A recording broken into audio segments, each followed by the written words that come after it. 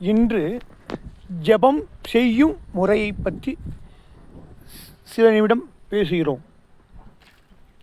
ஜெபம் என்றால் 2 வகை ஜெபம் படும். ஒன்று ஜெபம், இன்றொன்று அஜபா ஜெபம். அது என்ன ஜெபம், இன்றொன்று அஜபா ஜெபம் அப்படின்னு கேட்டால், ஓம் நமச்சிவாய, ஓம் நமச்சிவாய, இல்லை ஓம் நாராயணா, ஓம் நமோ நம நாராயணா, ஓம் முருகா, ஓம் சரவணபவம், இப்படியெல்லாம் வெளியில் சொல்வது ஜெபம்.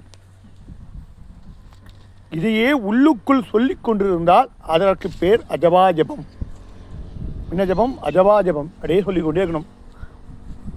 உடல் அசையாமல், நாவு அசையாமல் அந்த ஜெபம் சொல்லிக்கொண்டே இருக்கலாம். நீங்கள் எது வேணாலும் சொல்லலாம். நம்ம ஓம் நமச்சிவாய, நாராயணா, இல்லை இஸ்லாம் இருந்தாலும் அல்லான்னு கூட சொல்லலாம், இல்லை இயேசுவே சொல்லலாம், இல்லை மாதா, ஏதோ ஒன்று சொல்லலாம். ஆனால் ஆழ்ந்து அதன் மேல் பக்தியோடு சொல்ல வேண்டும்.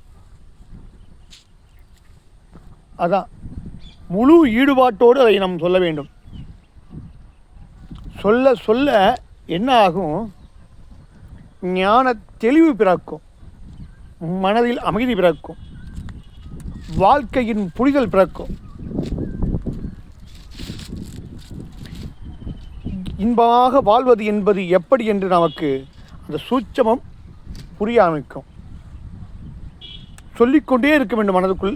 நமக்கு எப்பெல்லாம் டைம் கிடைக்குதோ சொல்லிக்கொண்டு சொல்ல சொல்ல சொல்ல சொல்ல சொல்ல சொல்ல என்ன ஆகும் அப்படின்ட்டு ஓம் ஓம் நமச்சிவாய, ஓம் நமச்சிவாய, ஓம் நமச்சிவாய, இல்லை ஏதோ ஓம் நாராயணா, ஏதோ ஒன்று அல்லா சொல்லலாம், ஒன்றும் தப்பில்லை.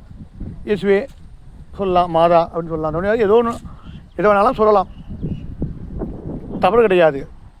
ஆனால் சொல்லிக்கொண்டே இருக்க வேண்டும். சொல்ல சொல்ல சொல்ல சொல்ல நாம் மறந்தால் கூட அந்த நாமம் ஓடிக்கொண்டே இருக்கும், அந்த ஜெபம் ஓடிக்கொண்டே இருக்கும்.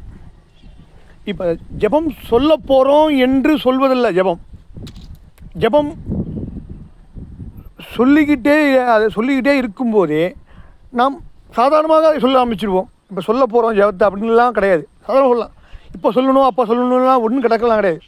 உனக்கு எப்போ டைம் கிடைக்குதோ அவர் சொல்லு. சொன்னால் ஞானம், முக்தி, மோட்சம் இதற்கான திறவுகோல் மிக எளிதாக கிடைத்துவிடும். அனைவருக்கும் வணக்கம்.